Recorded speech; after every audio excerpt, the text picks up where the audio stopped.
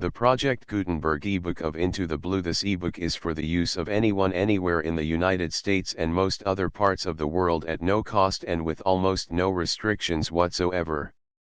You may copy it, give it away or reuse it under the terms of the Project Gutenberg license included with this ebook or online at www.gutenberg.org.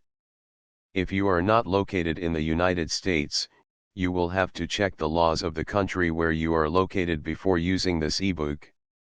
Title: Into the Blue. Author: F Britten Austin. Release date: May 4, 2024. Ebook number 73541. Language: English. Original publication: Chicago, IL, The Consolidated Magazines Corporation, 1924. Credits: Roger Frank and Sue Clark. Start of the Project Gutenberg ebook. Into the Blue. Into the Blue. The strange and tremendously dramatic story of an airplane pilot, intoxicated with the exaltation of great altitudes, setting his course, with his sweetheart, for the stars by the distinguished author of Knock Verdun and Out of the Night.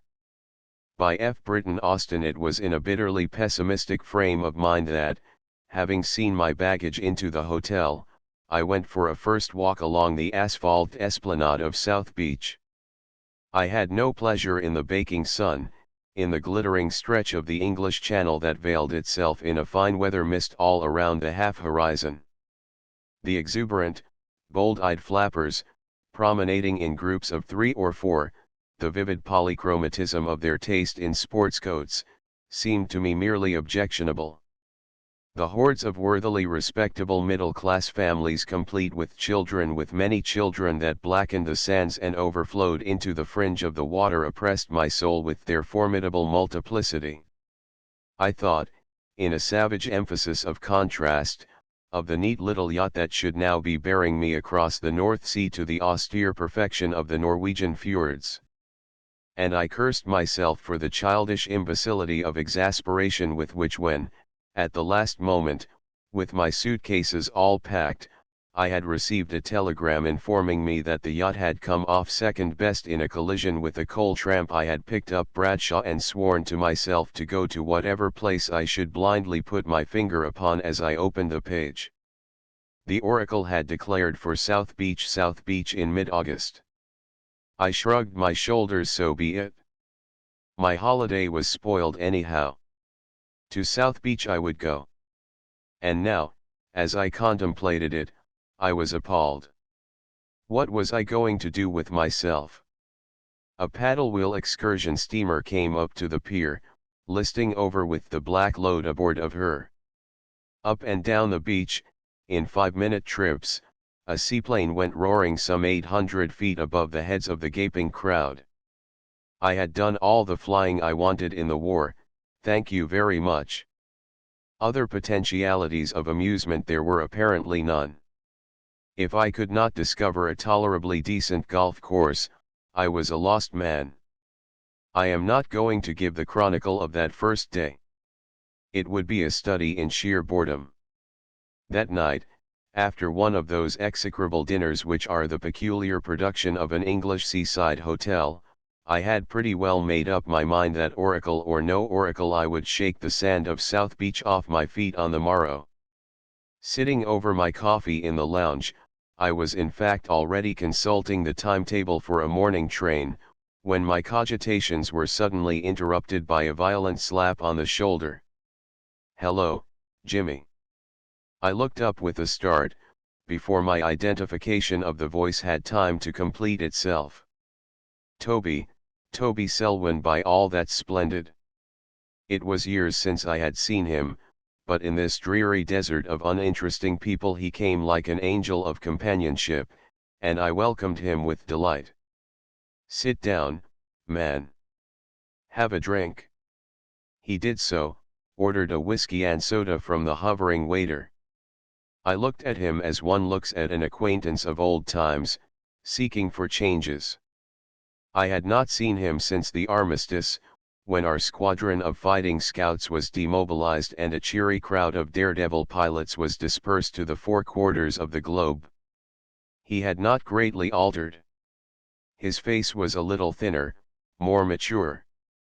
His hair was still the same wild red mop. His eyes peculiar in that when he opened them upon you, you saw the whites all round the pupil had still that strange look in them, as though somewhere deep down in them his soul was like a caged animal, suspicious and restless, which I so well remembered. The reason for his nickname jumped back into my mind. It was from his little trick of suddenly and disconcertingly going mad dog, not only when he swooped down, against any sort of odds, upon a covey of Huns, but in the mess. Someone had called him Mad Dog, it had been affectionately softened to Dog Toby, and Toby he remained. "And what on earth are you doing here?" I asked. He smiled grimly. "Earning my living, old bean. Introducing all the grocers in England to the poetry of flying, at 10 bob a head. So that was your machine I saw going up and down the seafront today." It was. 5-minute trips 2 bob a minute, and cheap at the price. Had to do something, you know. So I hit on this. There are worse things. Put my last cent into buying the machine ex-government, of course. She's a topping bus. His voice freshened suddenly with enthusiasm. It's almost a shame to use her for hacking up and down like this. You must come and have a look at her. Thanks, I replied, I'd like to, but our conversation was abruptly interrupted. Toby had jumped to his feet. Coming in through the door of the lounge was Miracles Never Happen singly, and only too familiar, smiling and middle-aged married couple and Sylvia. Toby obscured me from them for an instant as he went eagerly toward them, an instant where I weighed the problem of whether to stay or bolt. The last time Sylvia and I had met she had told me, with a pretty sympathy that ought to have softened the blow, that she would always be glad to have me as a friend, but the problem was resolved for me, before I could decide. Toby was leading the trio up to me. "I want to introduce an old pal of mine, Jimmy S. Dale." Mr. and Mrs. Bryant shot a swift smile at each other and then to me as we shook hands. Sylvia almost grinned. I felt a perfect fool. "Good evening, Mr. S. Dale," said Sylvia in her sweetest tones, her grey eyes demurely alight. Mr. S. Dale. The last time, it had still been Jimmy. It is true that since I had somewhat boorishly informed her, upon that occasion, that I had no manner of use for being her friend, I had scarcely a legitimate grievance if now she chose to be frigid. "Want you sit down, all of you?" I suggested. "Mr. Bryant, you'll take a Grand Marnier with your coffee, I know." "Thanks, Jimmy, I will," said Mr. Bryant, seating himself. I saw Toby stare. His astonishment visibly increased as Mrs. Bryant, having comfortably disposed herself upon the settee, added in her motherly fashion, "And what in the world are you doing here, Jimmy?" "That's what I'm asking myself," I replied. Toby cut me short in what might have been a witty answer had I been allowed to finish it. "You people know each other, then?" he demanded. Mr. Bryant smiled. "Yes. We've met Jimmy before, haven't we, Sylvia?" "He used to be an acquaintance of ours in London," corroborated Sylvia imperturbably, delicately underlining the word acquaintance. Toby probed me with a peculiar look, suddenly almost hostile. I could guess that he was asking himself whether I had come to South Beach in pursuit of Sylvia. One did not need to be a detective to discover his own eager interest in her. It was patent, with no attempt at concealment. Those strange, hungry, restless eyes of his seemed to devour her. Quite apart from any personal feelings any time during the last 6 months, I could have assured you, with perfect sincerity, that my heart was stone dead. I didn't like it. Toby was not the sort of chap, but I had no opportunity to intervene. Mr. and Mrs. Bryant, with a genuine kindly interest in me and my doings that at any other time I should have appreciated, monopolized me. And Sylvia flirted with him, demurely but outrageously. She called him Toby with the most natural ease in the world. He, poor devil, was awkward in an uncertainty whether she were playing with him, jerkily spasmodic in his answers, devouring her all the time with those strange eyes of his, wherein I recognized that same caged animal look familiar to me as a preliminary to an outburst of mad dog on those nights when there was ragging in the mess. She, I could see, was enjoying herself at playing with fire. At last I could stand it no longer. I switched off from the amiable platitudes I was exchanging with her parents, interrupted her in her markedly exclusive conversation with him. "I didn't know Toby was a friend of yours, Miss Bryant," I said. She turned candid eyes upon me. "Oh, yes, we have known Toby quite a long time soon after you dropped us nearly 6 months, isn't it, Toby?" She took, evidently, a malicious pleasure in reiterating his Christian name. I messed up the end of my cigarette before I remembered not to chew it. Toby looked up suspiciously. "I had no idea, either, that you were a friend of the family, Dale," he said. He also had dropped the Jimmy. Sylvia answered for me. "Not exactly a close friend," she said sweetly. "Are you, Mr. Dale?" We had almost forgotten each other's existence. I could have smacked her. Toby looked immensely relieved. I could see that, for the moment at least, he definitely put certain doubts out of his mind.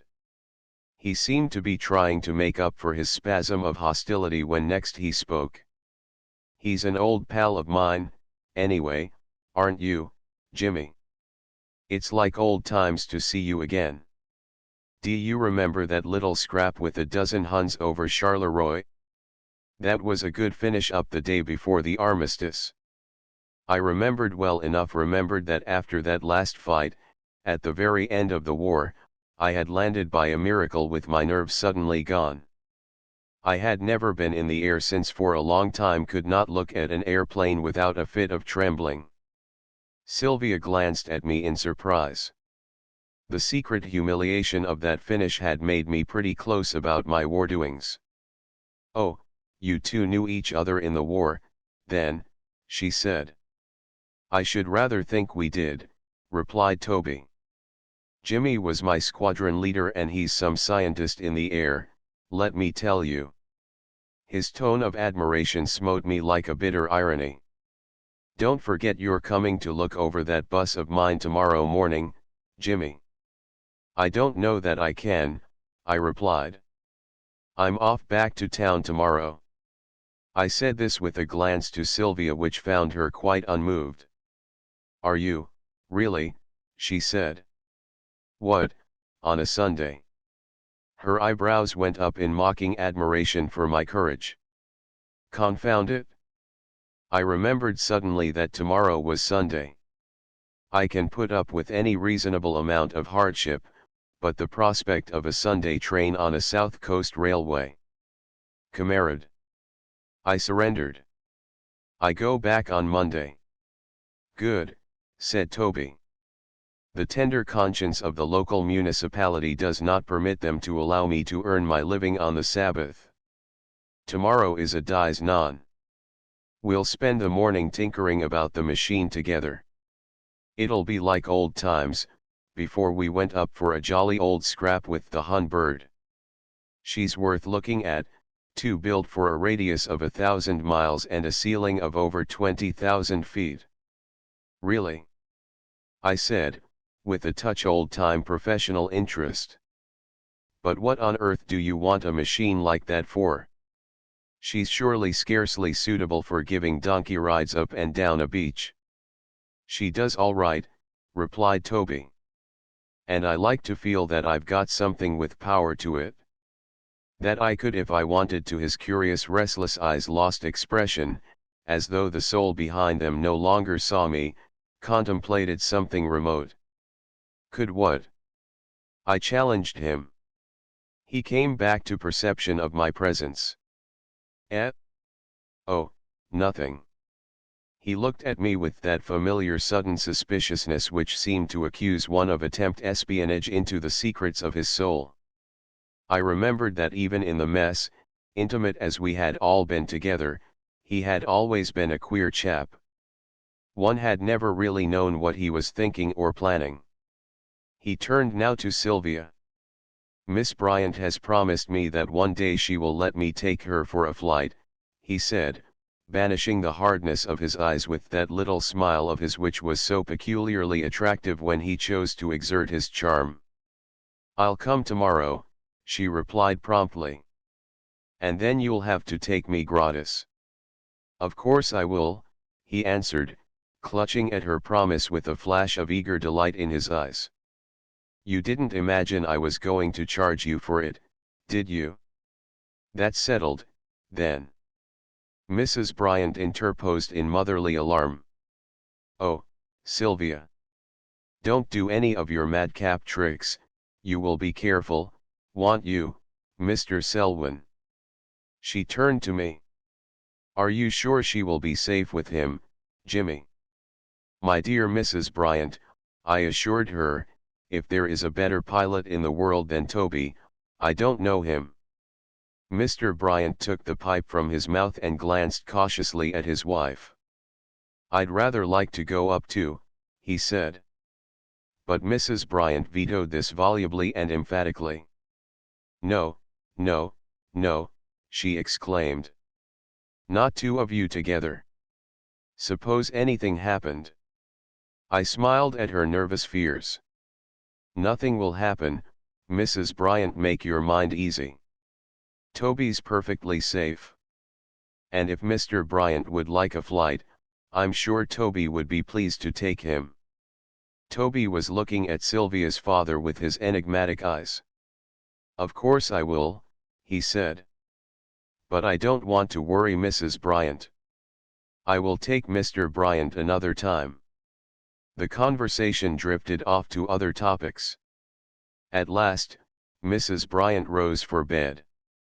And mind, Mr. Selwyn, she warned him smilingly as she shook hands with him, I shall try hard to persuade Sylvia not to go.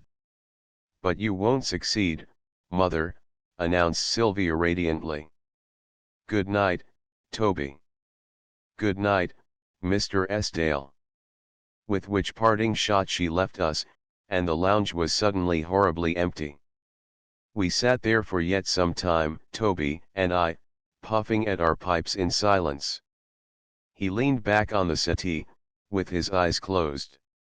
I was thinking, never mind what I was thinking, but my thoughts ranged far into the dreary future of my life. My glance fell on him, scrutinizing him, probing him, weighing him, as he lay there all unconscious of it. About his feelings I had no doubt. Were they reciprocated?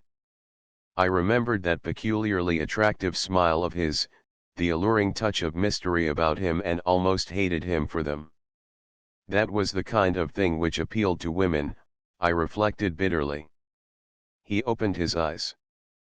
Poro e disposto a salire all'estel, he murmured to himself, staring as at a vision where this somewhat gaudy hotel lounge had no place.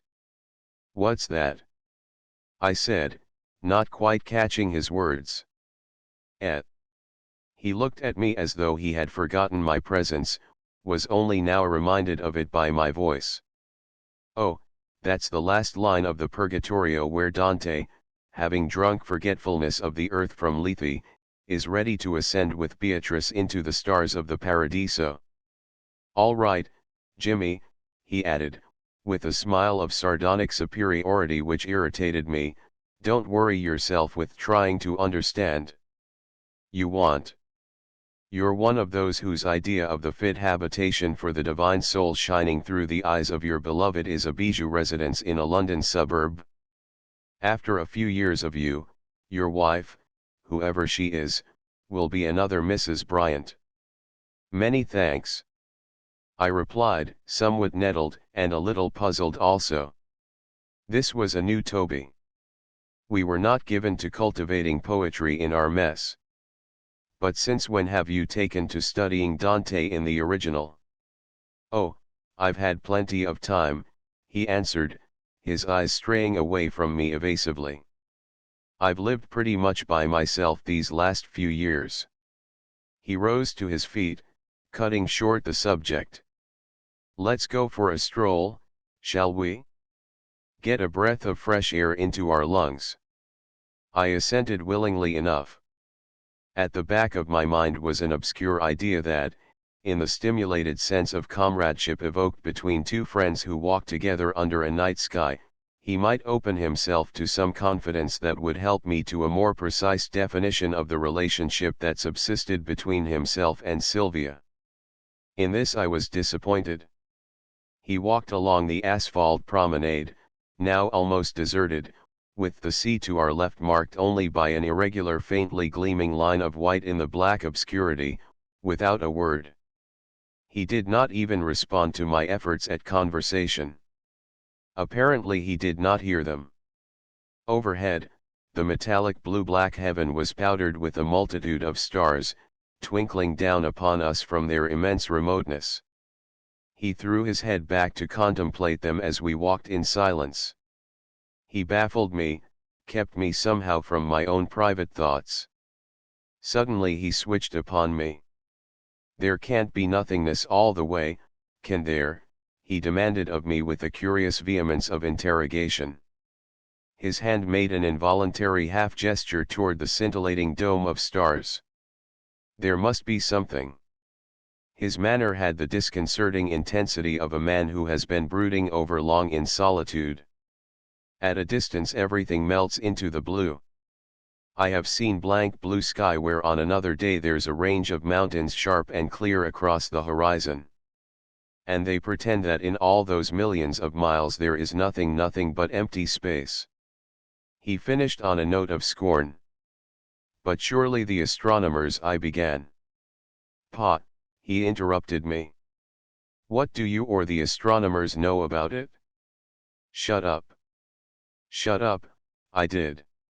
He was evidently not in the mood for reasonable conversation. He also shut up, pursuing in silence thoughts I could not follow. At last he brusquely suggested returning to the hotel. Next morning, when I met him in the breakfast room, he was quite his old cheery self, and whatever resentment of his last night's rudeness still rankled in me, vanished in the odd charm of his smile. He reminded me of my promise to spend the morning with him tinkering about his seaplane. I acquiesced, for two reasons. First, I had nothing else to do, and I still retained enough of the impress of my old flying days to be genuinely interested in looking over a machine. Secondly, Sylvia would be coming to it for her flight. An uneasy night had not brought me to any satisfying theory of her real attitude toward him. It was a bright sunshiny morning as we left the hotel, but a southwest breeze ruffled the surface of the sea, and the white isolated clouds that drifted across the blue overhead were evidently the advance guards of a mass yet invisible beyond the horizon. Within an hour or two the sky would almost certainly be overcast. For the moment it was fine, however, and I enjoyed the fresh clarity of the air as we walked down the pier together. At its extremity, on the leeward side of the steamer landing stage, the seaplane rode the running waves like a great bird that had alighted with outspread wings, the water splashing and sucking against her floats as she jerked and slackened on her mooring ropes. We hauled in on them, clambered down into her. She was, as he explained to me, intended for a superfighting scout, with an immense radius, a great capacity for climb, and a second machine gun. The space where this second machine gun had been, just behind the pilot, was now filled with 4 seats, in pairs behind each other, for the passengers, and he had had her landing wheels replaced by floats. The morning was still young. 9 o'clock struck just as we got on board the machine, and for the next 2 hours we pottered about her, cleaning her powerful motor, tautenning the wire stays to her wings, looking into 101 technical details that would have no interest for anyone but the expert. I enjoyed myself, and Toby was almost pathetically delighted to have someone with him who could enter into his enthusiasms. He had, I could guess, been leading a very solitary life for a long while. Apparently he almost lived on board her. All sorts of gear were stowed away in her.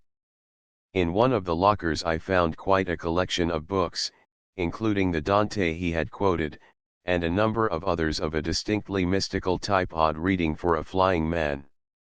In another, close to the pilot's seat, was a German automatic pistol. "Souvenir of the Great War, Daddy," he smiled at me as I handled it. "But do you know it's loaded?" I objected disapprovingly. "Yes," he replied. "I shoot seagulls with it, sometimes chase 'em in the air. It's great sport." I shrugged my shoulders. Chasing seagulls with a pistol was just one of those mad things I could well imagine Toby doing. We gave her a dose of oil, filled up her petrol tank. One of her original pair had been removed to make space for the passengers, but she still had a 500-mile radius, he told me, and looked round for something else to do. "Would you like to take her up and see how she climbs?" he invited me. "No, thanks," I replied hurriedly, uncomfortable in a sudden embarrassment. I had, thanks to the armistice, managed to conceal my humiliating loss of nerve from the other fellows. "I've given up flying." His queer eyes rested upon me for a penetrating glance, and I felt pretty sure that he guessed. But he made no comment. "All right," he said. "I expect Miss Bryant will be along presently. We'll sit here and wait for her."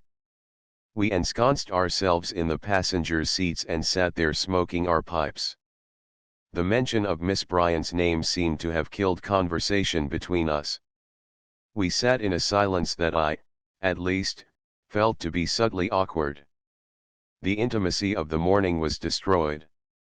Each of us withdrew into himself, each perhaps preoccupied with the same problem. Once, certainly, I caught his glance hostile upon me. As I had expected, heavy clouds had come up from the southwest, and the sky was now almost completely overcast. But immediately overhead there was still a clear patch where, through a wide rift in the gray rack, one looked into the infinite blue. Leaning back in his seat, he stared up at it with eyes that were dreamy in a peculiar fixity of expression.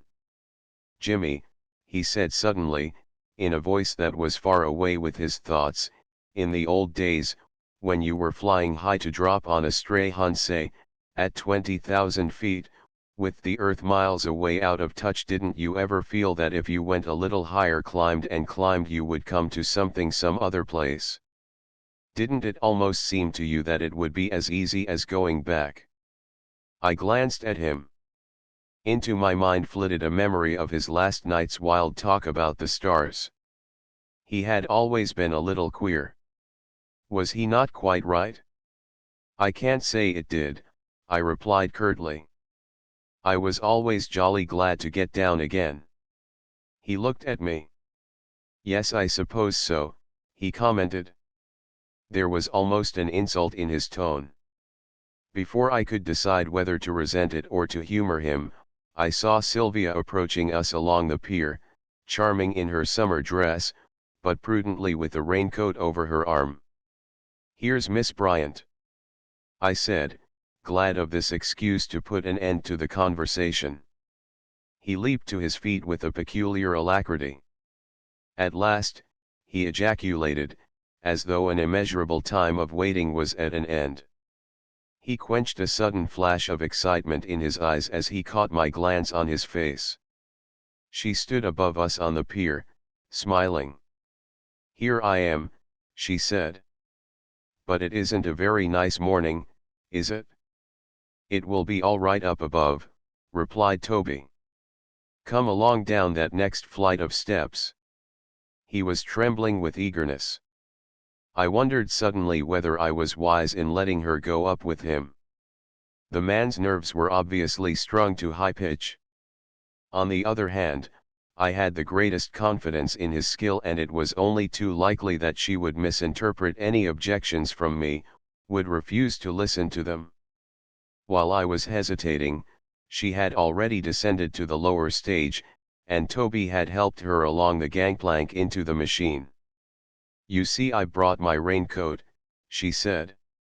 "It'll be cold up there, won't it?" "That's no use," replied Toby with brutal directness. "Here." He opened a locker where he kept the flying coats for his passengers. "Put that on." I helped her with it. She looked more charming than ever in the thick leather coat, the close-fitting leather helmet framing her dainty features. Then I made a step toward the gangplank. "But aren't you coming too?" she demanded in surprise. Toby answered for me.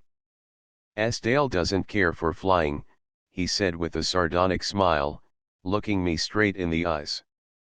There was a sort of mocking triumph in that unmistakable sneer. "Oh, but please." Sylvia turned to me pleadingly. "Do come." "I'd rather take you up alone," said Toby in a stubborn voice, looking up from the mooring rope he had bent to untether. She ignored him, laid a hand upon my arm. "Want you?" she asked. "I should infinitely prefer not to," I replied awkwardly. I cursed myself for my imbecility, but the mere idea of going up in that machine made me feel sick inside. Still, so powerful was the memory of that moment long ago when, 10,000 feet up with the Hun just below me plunging in flames to destruction, I had felt my nerves suddenly break, my head go dizzy in an awful panic. "Please excuse me." She could not, of course, guess my reason. "I shan't go without you," she said obstinately. Her eyes seemed to be telling me something I was not intelligent enough to catch. "And I want to go." "Please, Jimmy." I surrendered. "All right," I said, feeling ghastly. "I'll come."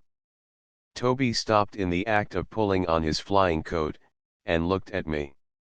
His face was livid, his eyes almost insanely malignant in a sudden fury of bad temper. "Don't think you're going to spoil it," he said, through his teeth. "I'll see to that."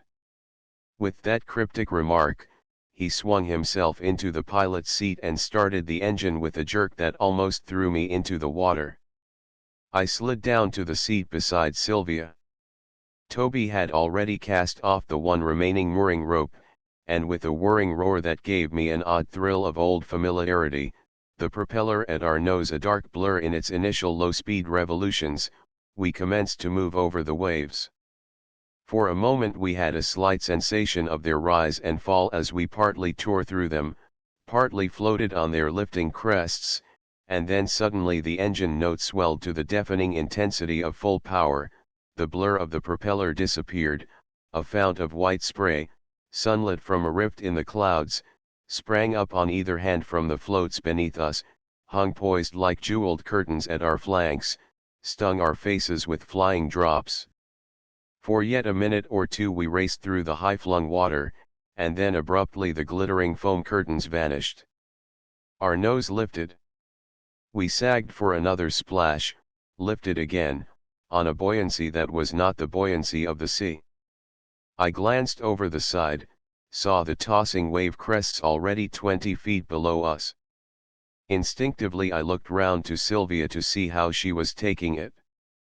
Her eyes were bright, her face ecstatic.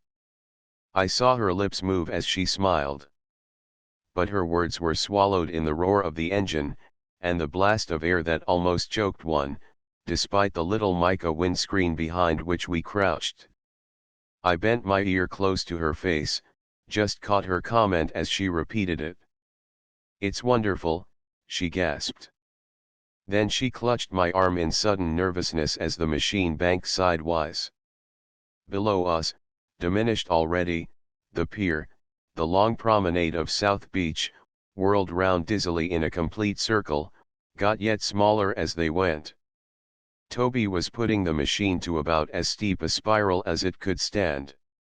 As we went round again and yet again, with our nose seeming to point almost vertically up to the grey ceiling of cloud and our bodies heavy against the backs of our seats, I had a spasm of alarm that turned to anger. What was he playing at? It was ridiculous to show off like this. I did not doubt his skill, but it would not be the first airplane to stall at so steep an angle that it slipped back in a fatal tailspin. I noticed that Sylvia was not strapped in her seat, and promptly rectified the omission. It might be all right, but with an inexperienced lady passenger, it was as well to take precautions if he was going to play tricks of this sort. Up and up we went in those dizzy spirals, South Beach disconcertingly never on the side on which one expected it miniature below us, and I could not help admiring, despite my sickening nervousness, the masterly audacity with which he piloted his machine on the very limit of the possible. He never turned for a glance at us, but sat, lifted slightly above us by our slant, doggedly crouched at his controls. I could imagine his face, his lips pressed tight together, his queer eyes alight with the boyish exultation of showing us, or perhaps showing me, what he could do. I did not need the demonstration. I had seen him climb often enough like a circling hawk, gaining height in an almost sheer ascent, racing a hunt to that point of superior elevation which meant victory. There had been a time when I could have beaten him at it. But there was no necessity to play these circus tricks now, above all, with a lady on board. Why could he not take her for an ordinary safe flight over the sea, gaining, in the usual way, a reasonable margin of height on an angle that would have been almost imperceptible? I quivered to clamber forward and snatch the controls from him as still we rose, perilously high slanted, in sweep after circular sweep. The grey-black stretch of cloud was now close above us, the rounded modeling of its undersurface like a low roof that seemed to forbid further ascent. Again Sylvia clutched at my arm, her face alarmed, and I bent my head down to catch the words she shouted against the all-swallowing roar of the engine. They came just audible. Is he going through this? Toby was still holding her nose up, plainly intending to get above the clouds. I saw no sense in making her uneasy. I put my mouth close to her head. Blue sky above, I shouted. She nodded, reassured. The next moment we had plunged into the mass. Except for the sudden twists as we banked, we seemed to be motionless in a dense fog. But the engine still roared, and drops of congealed moisture, collecting on the stays of the upper wings, blew viciously into our faces. The damp cold struck through me to my bones, and I remembered suddenly that I was in my extremely unsuitable ordinary clothes.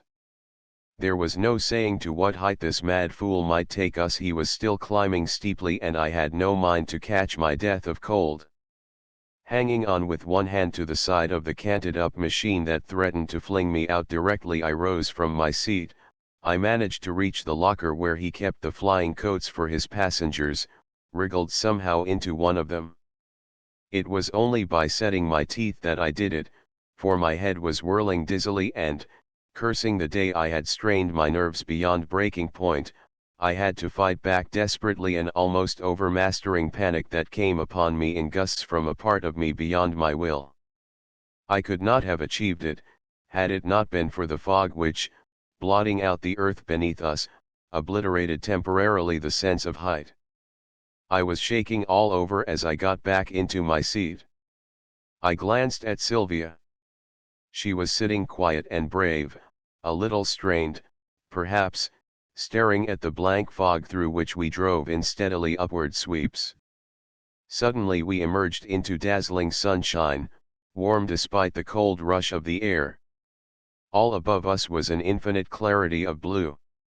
Sylvia, I guessed rather than heard, shouted something, waved her arm in delighted surprise, pointing around and beneath.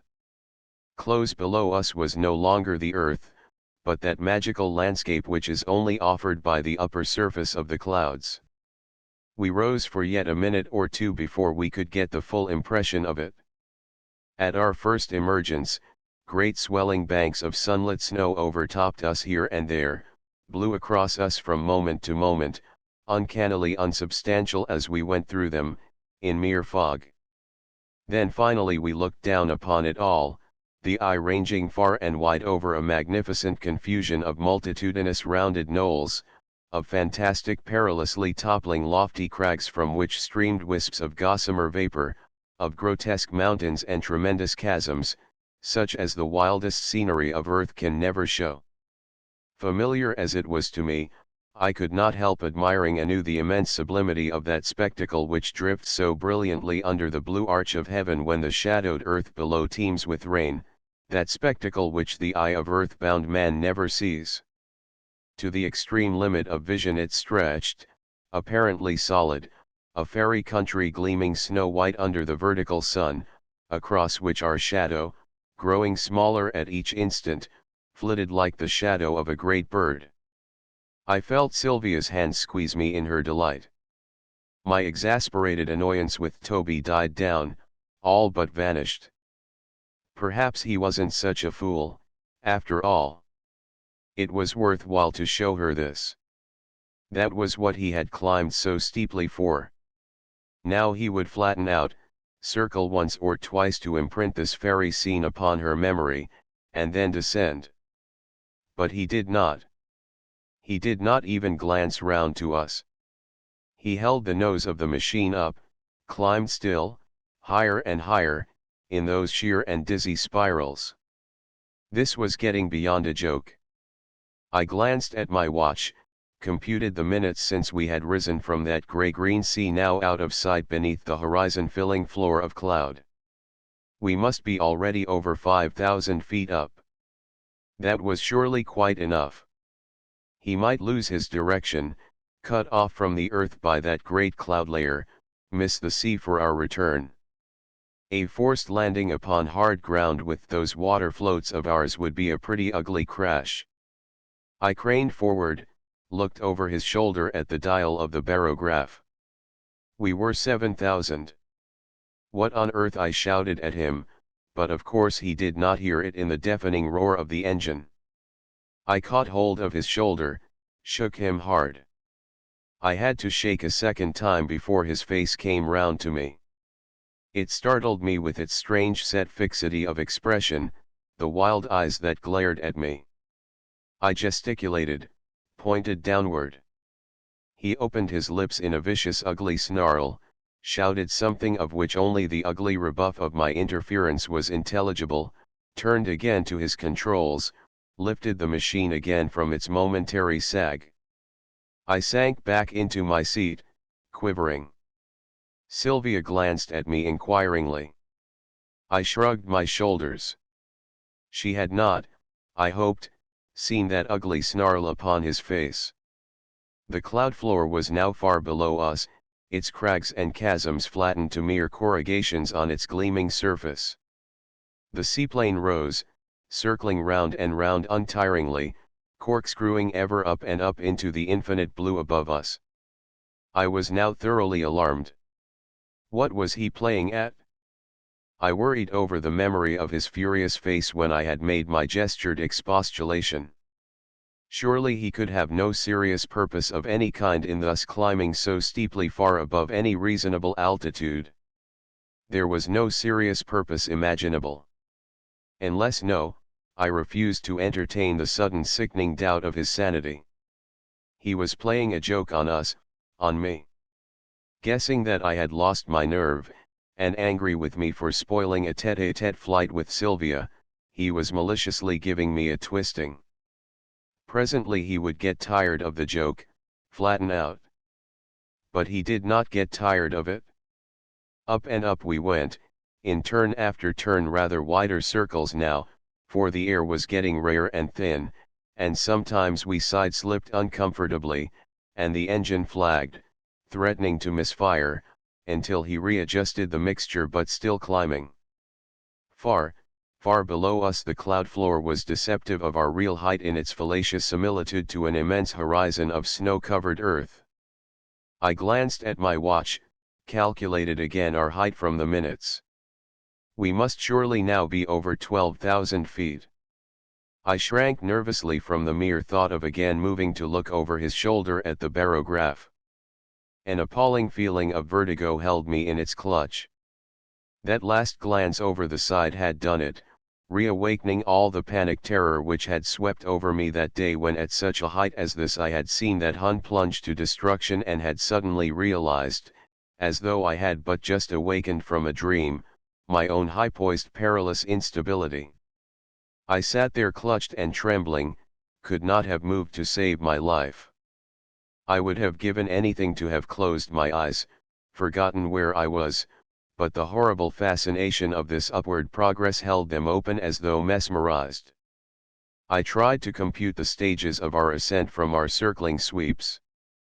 13,000, 13,500, 14,000, 14,500, 15,000. I gave it up. It was icily cold.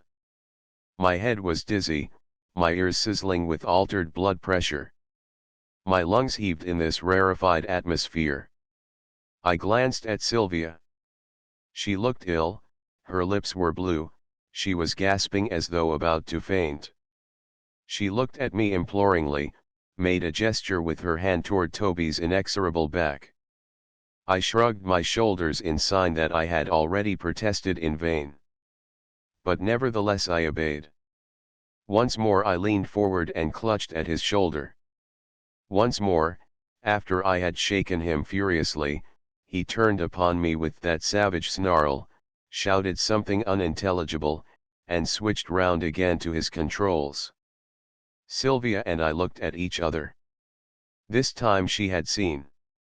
In her eyes I read also that doubt of his sanity which was torturing me. She motioned me toward the cockpit, pantomimed my taking over control. It was impossible. I gestured it to her. Even if my nerves had been competent to the task, it was certain that Toby would not voluntarily relinquish his place. To have attempted to take it from him if he were indeed mad would have resulted in a savage struggle where the equilibrium of the machine would inevitably have been lost. In about 2 seconds we should all of us be hurtling down to certain death. The only thing to do was to sit tight and hope that he would suddenly have enough of this prank, and bring us earthward again. But even if he had suddenly vanished from his place, to clamber over into the cockpit and take charge was more than I could have done at that moment. There was a time when I might have done it. But now I was shaking like a leaf. I could not have pushed a perambulator, let alone pilot an airplane. And still we climbed, roaring up and up. The yellow canvas of the lower plane, gleaming in the sunshine, seemed curiously motionless against the unchanging blue that was all around us. The earth, the very clouds below us, seemed totally lost. I could not bring myself to venture a glance down to them. We seemed out of contact with everything that was normal life, suspended in the infinite void. And yet the engine roared, and I knew that we still climbed. We must have been somewhere about 20,000 feet. My head seemed as though it would burst. I was breathing with difficulty. A little higher, and we should need oxygen. Toby's face was of course hidden from me, but he sat steadily at his controls, apparently in no embarrassment. Probably he had recently been practicing flying to great heights. It would be his queer idea of amusing himself and was more habituated to changes of atmospheric pressure. I looked at Sylvia. She was plainly much distressed and more than distressed, frightened. I cannot describe the anguish which gripped me as I contemplated her. Whatever I had tried to pretend to myself down there on that distant earth in those 6 dreary months since my pride had been wounded, I knew now, with an atrocious vividness of realization, that I loved her. And I could do nothing to save her, if that lunatic in front did not come to his senses. The imploring look she fixed upon me was exquisite torture. Speech was impossible in that deafening roar of the engine, but she made me understand the bitter irony of it, that it was in me she trusted. I took her hand, pressed it to my lips. If we were to die, she should at least know what I felt for her. And then, oh, miracle, I felt my hand pulled toward her, taken to her lips. She met my eyes with a wan smile of unmistakable meaning. And then, just as I was all dizzy with the shock of it, the roar of the engine ceased. There was a sudden silence that was awesome in its completeness. Our nose came down to slightly below the horizontal. Thank heaven, he was tired of the joke, was flattening out, was going to descend. We began, in fact, to circle in a wide, very slightly depressed, slanting curve. Toby twisted round from his seat, one hand still upon the controls. There was a grim little smile on his face as his eyes, curiously glittering, met mine. "You get out," he said curtly. His voice sounded strangely toneless, far off, in that rarefied upper atmosphere. For a moment I had a spasm of alarm, but I could not believe he was serious. It was too fantastic, at 20,000 feet in the air. "Don't be a silly ass, Toby. Take us down. The joke has gone far enough." My own voice was thin in my ears. He ignored my protest. "This is where you get out," he repeated stubbornly. Was the man really mad? I thought it best to humor him, managed to force a little laugh. "Thanks very much, but I'd rather go back with you," I said. "We're not going back," he replied with grim simplicity. "But you are here and now." This was madness right enough. Our only chance was to get him into conversation, turn the current of his thoughts somehow, coax him back to earth. Not going back. I grinned at him as if he were being really funny. "Where are you going, then?" "We're going on, Sylvia and I." He smiled at her fondly, nodded as though sure of her assent. She uttered a little cry of alarm, clutched at me. All the time, while we were speaking, he was steering the airplane automatically with one hand, bringing her round and round in wide, flat circles where we lost the minimum of height. "On?" I said in innocent inquiry, while my brain worked desperately. Curiously enough, in that moment of crisis, I found my head as clear, my nerves as steady, as they had ever been in my life. All my dizzy turmoil had vanished. I forgot that I had ever had a panic in the air. I was merely trying to think of some scheme by which I might be able to replace him at those controls. "On where?" He jerked his hand upward. "Up there." On and on, until we come to— He stopped himself suddenly, his face diabolically suspicious. "You think I'm going to tell you, don't you? You think you'll be able to follow us? But you won't. You get out here and now, do you understand?" I tried to be cunning. "But Toby," I objected. "I think I know the way better than you do, perhaps. Change places and let me take the machine." It was a false move. "What?" he cried. "You think you know the way, do you?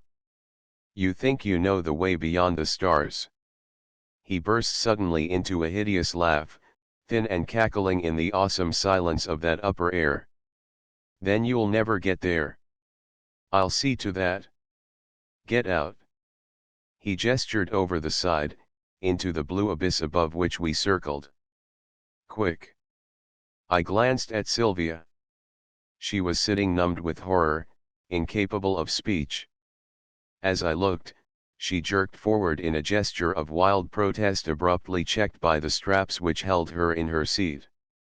The airplane rocked in its now tender equilibrium just as something went crack past my head. My eyes were back on Toby in the fraction of an instant. Still twisted in his seat, he was leveling that automatic pistol at me. I could see by his eyes that he was in the very act of pressing the trigger for the second time. 4 years war service in the air make a man pretty quick. In a flash I had ducked, flung myself upon him over the slight partition between us, wrenched at his wrist. Risky as it was certain death to all of us if this homicidal maniac was not dealt with. His awkward half-turned position put him at a disadvantage, but he fought grimly, with all a maniac's strength, trying to point the muzzle of that pistol at my body. Automatically, of course, he rose to face me, relinquished the controls to use both hands. I felt the machine lurch and plunge dizzily nose downward. I had one lightning-quick thought, thank God, Sylvia was strapped, and then I tumbled over the partition headfirst into the cockpit.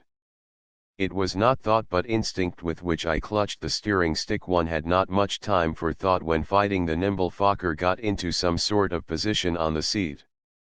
We were vertically nose down, spinning horribly, but not once but many times in the war I had shammed dead, gone rushing earthward in a realistic twirling spin and then abruptly flattened out of it upside down and come up like a rocket over the pursuing Hun. This was simpler. I had only to pull her out of it, and only when I pulled her out of it, circled her round once for a long steady glide, did I realize that I was alone in that cockpit. There was no Toby. I glanced back to Sylvia. She sagged in her seat against the straps, fainted. Just as well, I thought grimly. I touched the engine to a momentary activity to test it, shut it off again for a long circling descent toward the cloud floor far below.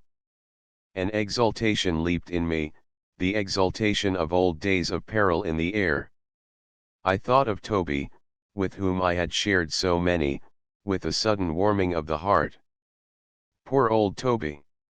He had died as after all he perhaps would have wished to die, high up in the infinite blue dead of shock long before he reached the earth.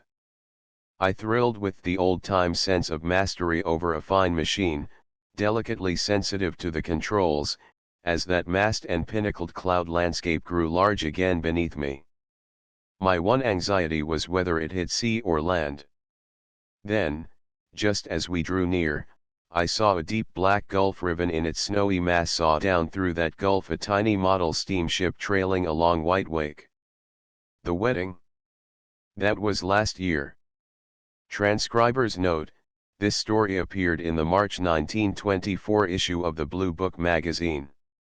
End of the Project Gutenberg ebook. Into the blue updated editions will replace the previous one. The old editions will be renamed. Creating the works from print editions not protected by U.S. copyright law means that no one owns a United States copyright in these works, so the Foundation, and you, can copy and distribute it in the United States without permission and without paying copyright royalties. Special rules, set forth in the general terms of use part of this license, apply to copying and distributing Project Gutenberg trademark electronic works to protect the Project Gutenberg trademark concept and trademark. Project Gutenberg is a registered trademark, and may not be used if you charge for an ebook, except by following the terms of the trademark license, including paying royalties for use of the Project Gutenberg trademark. If you do not charge anything for copies of this ebook, complying with the trademark license is very easy. You may use this ebook for nearly any purpose, such as creation of derivative works, reports, performances, and research. Project Gutenberg ebooks may be modified and printed and given away. You may do practically anything in the United States with ebooks not protected by U.S. copyright law. Redistribution is subject to the trademark license, especially commercial redistribution. Start, full license. The full Project Gutenberg license. Please read this before you distribute or use this work to protect the Project Gutenberg trademark mission of promoting the free distribution of electronic works. By using or distributing this work, or any other work associated in any way with the phrase Project Gutenberg, you agree to comply with all the terms of the full Project Gutenberg trademark license available with this file or online at www.gutenberg.org/license. Section 1. General Terms of Use and Redistributing Project Gutenberg Trademark Electronic Works 1.a.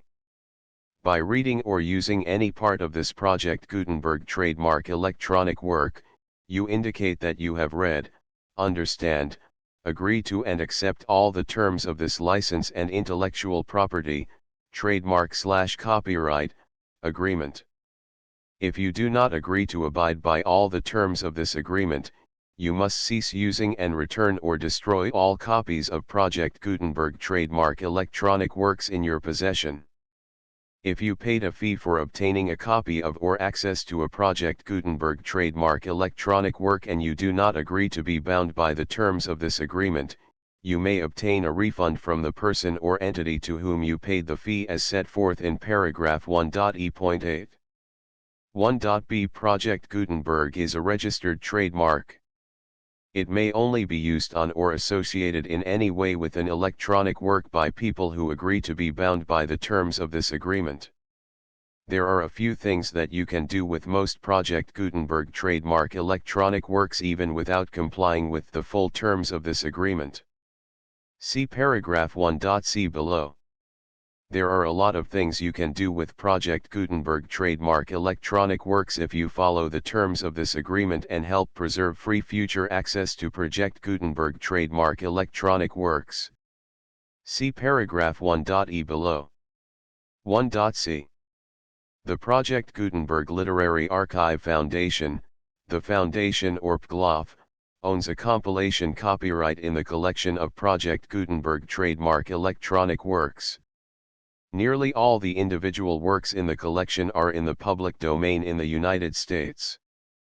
If an individual work is unprotected by copyright law in the United States and you are located in the United States, we do not claim a right to prevent you from copying, distributing, performing, displaying, or creating derivative works based on the work as long as all references to Project Gutenberg are removed.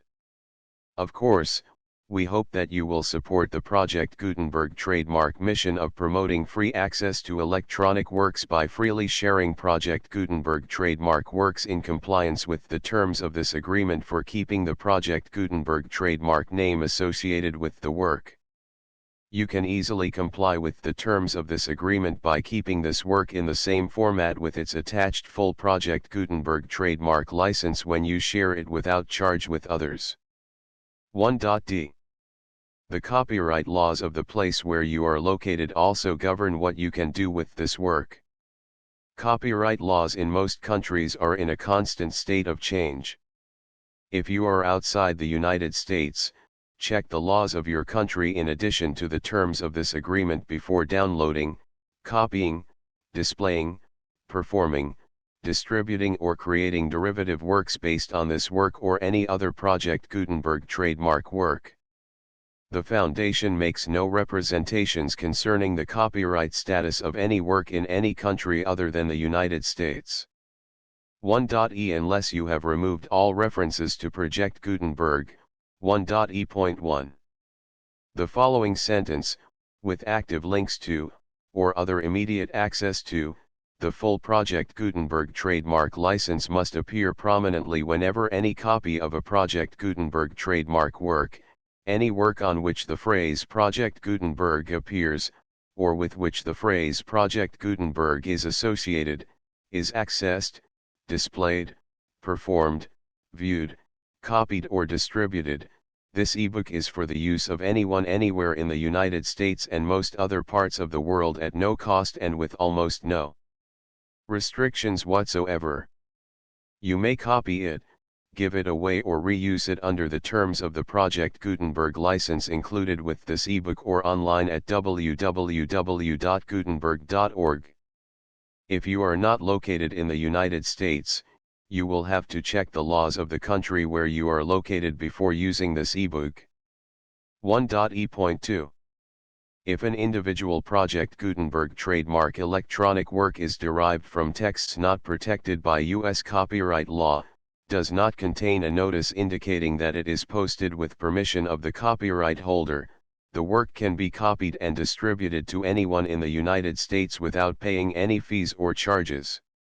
If you are redistributing or providing access to a work with the phrase Project Gutenberg associated with or appearing on the work, you must comply either with the requirements of paragraphs 1.e.1 through 1.e.7 or obtain permission for the use of the work and the Project Gutenberg trademark as set forth in paragraphs 1.e.8 or 1.e.9.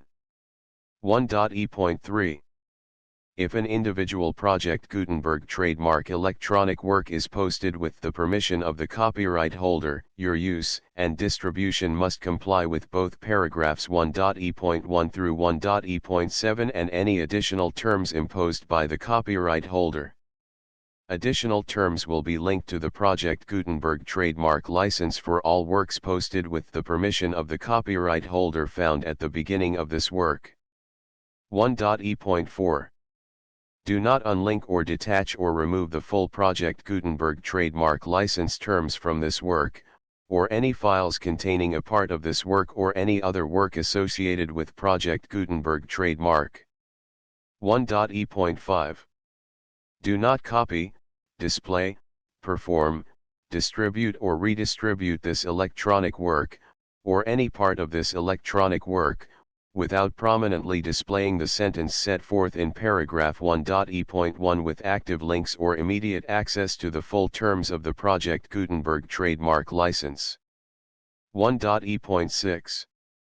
You may convert to and distribute this work in any binary, compressed, marked up, non-proprietary or proprietary form, including any word processing or hypertext form. However, if you provide access to or distribute copies of a Project Gutenberg trademark work in a format other than plain vanilla ASCII or other format used in the official version posted on the official Project Gutenberg trademark website, www.gutenberg.org, you must, at no additional cost, fee, or expense to the user, provide a copy, a means of exporting a copy, or a means of obtaining a copy upon request, of the work in its original plain vanilla ASCII or other form. Any alternate format must include the full Project Gutenberg trademark license as specified in paragraph 1.e.1. 1.e.7. Do not charge a fee for access to, viewing, displaying, performing, copying or distributing any Project Gutenberg trademark works unless you comply with paragraph 1.e.8 or 1.e.9. 1.e.8. You may charge a reasonable fee for copies of or providing access to or distributing Project Gutenberg trademark electronic works provided that, you pay a royalty fee of 20% of the gross profits you derive from the use of Project Gutenberg trademark works calculated using the method you already use to calculate your applicable taxes. The fee is owed to the owner of the Project Gutenberg trademark, but he has agreed to donate royalties under this paragraph to the Project Gutenberg Literary Archive Foundation. Royalty payments must be paid within 60 days following each date on which you prepare, or are legally required to prepare, your periodic tax returns. Royalty payments should be clearly marked as such and sent to the Project Gutenberg Literary Archive Foundation at the address specified in Section 4, Information about donations to the Project Gutenberg Literary Archive Foundation. You provide a full refund of any money paid by a user who notifies you in writing, or by email, within 30 days of receipt that he does not agree to the terms of the full Project Gutenberg trademark license. You must require such a user to return or destroy all copies of the works possessed in a physical medium and discontinue all use of and all access to other copies of Project Gutenberg trademark works. You provide, in accordance with paragraph 1.f.3, a full refund of any money paid for a work or a replacement copy, if a defect in the electronic work is discovered and reported to you within 90 days of receipt of the work. You comply with all other terms of this agreement for free distribution of Project Gutenberg trademark works. 1.e.9.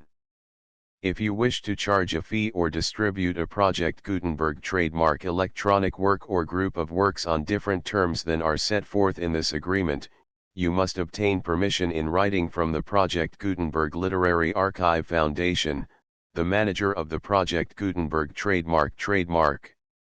Contact the Foundation as set forth in Section 3 below. 1.f1.f.1. Project Gutenberg volunteers and employees expend considerable effort to identify, do copyright research on, transcribe and proofread works not protected by U.S. copyright law in creating the Project Gutenberg trademark collection. Despite these efforts, Project Gutenberg trademark electronic works, and the medium on which they may be stored, may contain defects, such as, but not limited to, incomplete, inaccurate or corrupt data, transcription errors, a copyright or other intellectual property infringement, a defective or damaged disk or other medium, a computer virus, or computer codes that damage or cannot be read by your equipment. 1.f.2. Limited warranty, disclaimer of damages, except for the right of replacement or refund described in paragraph 1.f.3. The Project Gutenberg Literary Archive Foundation, the owner of the Project Gutenberg trademark, and any other party distributing a Project Gutenberg trademark electronic work under this agreement, disclaim all liability to you for damages, costs, and expenses, including legal fees. You agree that you have no remedies for negligence, strict liability, breach of warranty or breach of contract except those provided in paragraph 1.f.3. You agree that the Foundation, the trademark owner, and any distributor under this agreement will not be liable to you for actual, direct, indirect, consequential, punitive, or incidental damages even if you give notice of the possibility of such damage. 1.f.3. Limited right of replacement or refund. If you discover a defect in this electronic work within 90 days of receiving it, you can receive a refund of the money, if any, you paid for it by sending a written explanation to the person you received the work from. If you received the work on a physical medium, you must return the medium with your written explanation.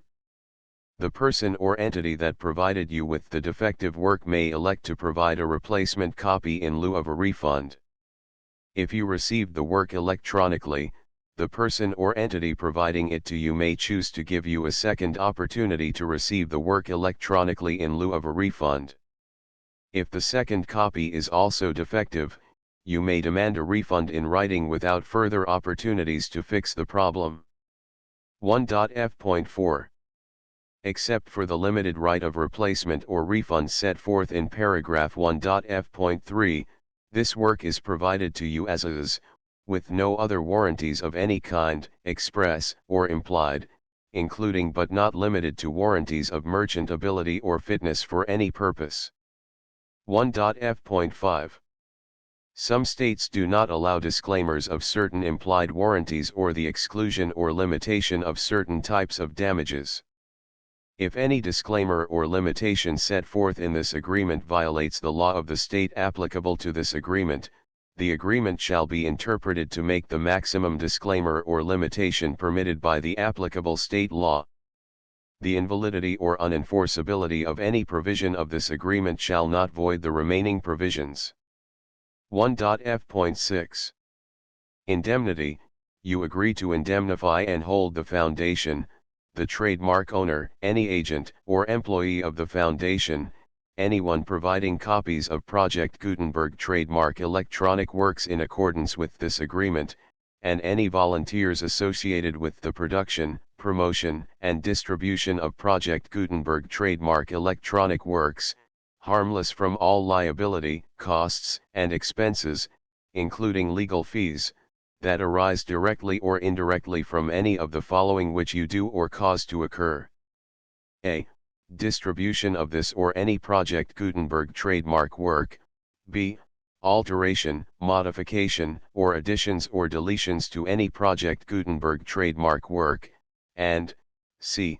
any defect you cause. Section 2. Information about the mission of Project Gutenberg trademark. Project Gutenberg trademark is synonymous with the free distribution of electronic works in formats readable by the widest variety of computers, including obsolete, old, middle-aged, and new computers. It exists because of the efforts of hundreds of volunteers and donations from people in all walks of life. Volunteers and financial support to provide volunteers with the assistance they need are critical to reaching Project Gutenberg trademark's goals and ensuring that the Project Gutenberg trademark collection will remain freely available for generations to come. In 2001, the Project Gutenberg Literary Archive Foundation was created to provide a secure and permanent future for Project Gutenberg trademark and future generations. To learn more about the Project Gutenberg Literary Archive Foundation and how your efforts and donations can help, see sections 3 and 4 and the Foundation information page at www.gutenberg.org. Section 3. Information about the Project Gutenberg Literary Archive Foundation. The Project Gutenberg Literary Archive Foundation is a non-profit 501(c)(3) educational corporation organized under the laws of the state of Mississippi and granted tax-exempt status by the Internal Revenue Service. The Foundation's IN or Federal Tax Identification Number is 64-6221541. Contributions to the Project Gutenberg Literary Archive Foundation are tax-deductible to the full extent permitted by U.S. federal laws and your state's laws. The Foundation's business office is located at 809 North 1500 West, Salt Lake City, Utah 841-16801-596-1887. Email contact links and up-to-date contact information can be found at the Foundation's website and official page at www.gutenberg.org/contact. Section 4. Information about donations to the Project Gutenberg Literary Archive Foundation. Project Gutenberg trademark depends upon and cannot survive without widespread public support and donations to carry out its mission of increasing the number of public domain and licensed works that can be freely distributed in machine-readable form accessible by the widest array of equipment, including outdated equipment. Many small donations, $1 to $5,000, are particularly important to maintaining tax-exempt status with the IRS. The Foundation is committed to complying with the laws regulating charities and charitable donations in all 50 states of the United States.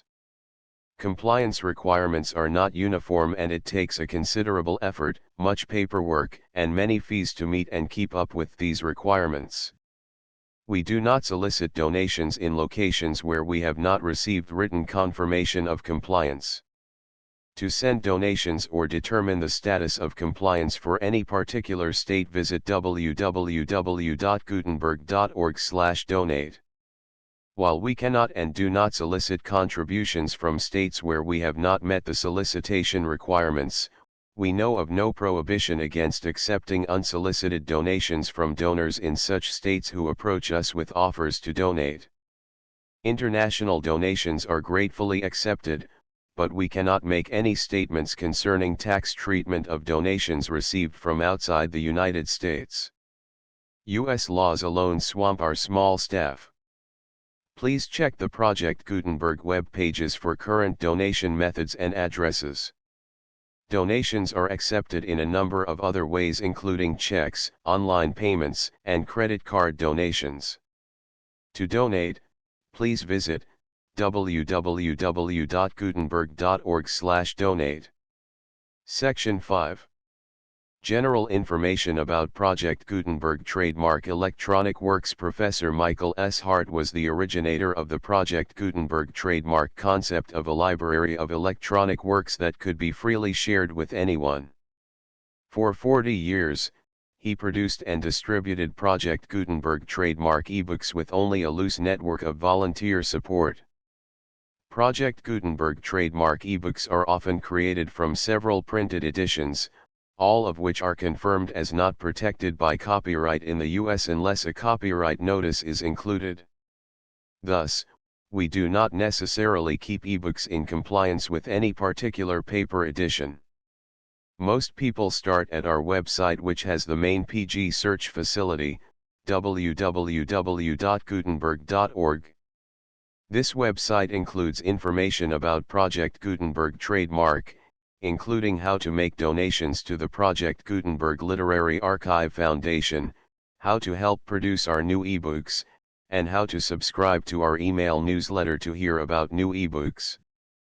Into the Blue, the full Project Gutenberg license.